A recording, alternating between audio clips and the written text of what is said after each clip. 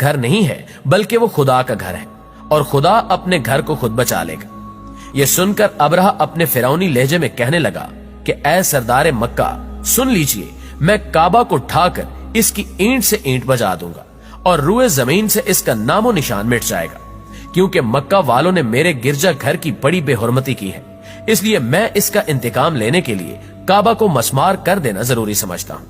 حضرت عبد المطلب نے فرمایا کہ پھر آپ جانے اور خدا جانے، میں آپ سے سفارش کرنے والا کون۔ ناظرین گرامی، اس گفتگو کے بعد ابرہہ نے تمام جانوروں کو واپس کر دینے کا حکم دے دیا اور عبد المطلب تمام اونٹوں اور بکریوں کو ساتھ لے کر اپنے گھر چلے آئے اور مکہ والوں سے فرمایا کہ تم لوگ اپنے اپنے مال مویشیوں کو لے کر مکہ سے باہر نکل جاؤ اور پہاڑوں کی چوٹیوں پر چڑھ کر اور دروں میں چھپ کر پناہ لو۔ مکہ والوں سے یہ کہہ کر پھر خود اپنے خاندان کے چند آدمیوں کو ساتھ لے کر خانہ کعبہ میں گئے اور دروازے کا حلقہ پکڑ کر انتہائی بے قراری اور گریہ وزاری کے ساتھ اس طرح دعا مانگنے لگے کہ اے اللہ، بے شک ہر شخص اپنے گھر کی حفاظت کرتا ہے، لہٰذا تو بھی اپنے گھر کی حفاظت فرما اور صلیب والوں اور صلیب کے پجاریوں کے مقابلے میں اپنے اطاعتشاروں کی مدد فرما۔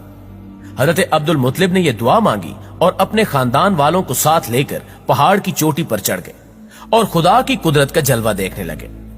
ابرہہ جب صبح کو کعبہ ڈھانے کے لیے اپنے لشکر جرار اور ہاتھیوں کی قطار کے ساتھ آگے بڑھا اور مقام مغمس پہنچا تو خود اس کا ہاتھی جس کا نام محمود تھا ایک دم بیٹھ گیا۔ ہر چند مارا اور بار بار للکارا مگر ہاتھی نہیں اٹھا۔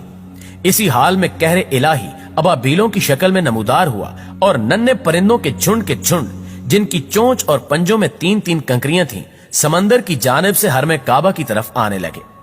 ابابیلوں کے ان لشکروں نے ابرہہ کی فوجوں پر اس زور و شور سے سنگباری شروع کر دی کہ آن کی آن میں ابرہہ کے لشکر اور اس کے ہاتھیوں کے پرخچے اڑ گئے۔ اس طرح یہ سب ہلاک و برباد ہو گئے کہ ان کے جسموں کی بوٹیاں ٹکڑے ٹکڑے ہو کر زمین پر بکھر گئی۔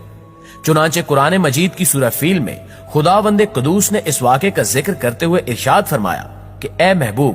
کیا آپ نے نہیں دیکھا کہ آپ کے رب نے ان ہاتھی والوں کا کیا حال کر ڈالا؟ کیا ان کے داؤں کو تباہی میں نہ ڈالا اور ان پر پرندوں کی ٹکڑیاں بھیجی تاکہ انہیں کنکر کے پتھروں سے مارے تو انہیں چبائے ہوئے بھس جیسا بنا ڈالا۔ معزز دوستو، اس واقعے کے بعد لوگ اس قدر خوف میں مبتلا ہو گئے کہ کوئی شخص بھی بری نظر سے کعبے کی طرف دیکھنے سے بھی کتراتا تھا۔ بے شک اللہ اپنے گھر کی حفاظت کرنے والا ہے۔